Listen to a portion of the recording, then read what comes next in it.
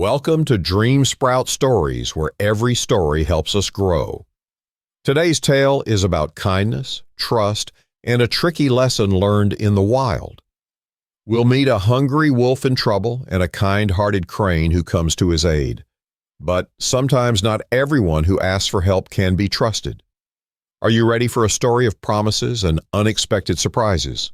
Today's story is The Wolf and the Crane. Settle in, and let's dive into this fable together. The Wolf and the Crane. One day a greedy wolf was feasting on his meal so quickly that a bone got stuck in his throat.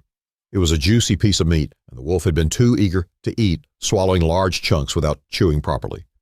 Suddenly he felt a sharp pain, and he realized that a bone was lodged deep in his throat. He tried to swallow, but it wouldn't move. He tried to cough, but it was lodged tight. He paced back and forth, his eyes wide with fear. In desperation, the wolf decided to find someone to help.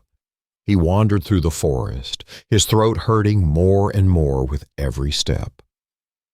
After some time, the wolf met a crane with a long neck and slender bill. She was standing by the river, catching fish for her own meal. "Please, dear crane," begged the wolf, his voice raspy and desperate. "I have a bone stuck in my throat. If you could use your long bill to pull it out, I would reward you greatly. I cannot eat or drink, and I am in terrible pain. Please help me." The crane hesitated. She looked at the wolf, who had sharp teeth and a menacing look in his eyes. She was scared to put her head into the mouth of a wolf, knowing well how dangerous he could be. But the wolf looked so pitiful, and the crane thought of the reward he had promised. She also felt a bit of sympathy for the wolf's suffering. So, with a deep breath, she agreed. "All right, wolf," she said cautiously, "but you must promise not to bite me." The wolf nodded eagerly. "Of course, dear crane. I give you my word. Just please help me get this bone out." The crane carefully approached the wolf, her heart pounding in her chest.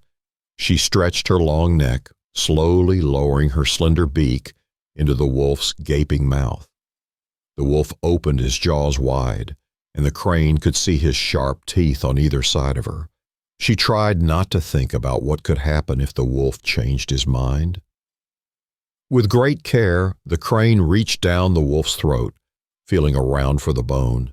It was dark and uncomfortable, and she had to be very careful not to hurt the wolf more. Finally, she felt the bone.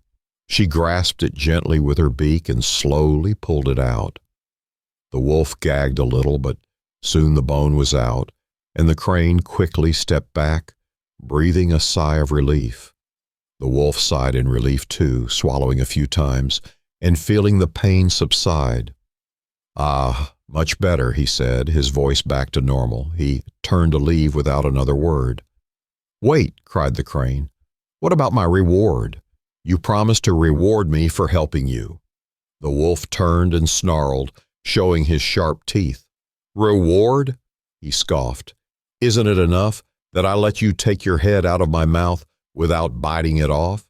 You should be grateful I didn't eat you right then and there." The crane watched as the wolf walked away, her feathers ruffling in frustration.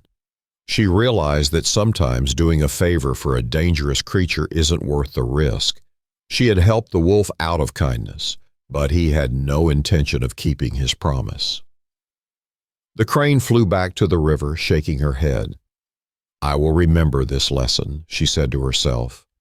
"Not everyone who asks for help can be trusted. The moral is, expect no reward for serving the wicked."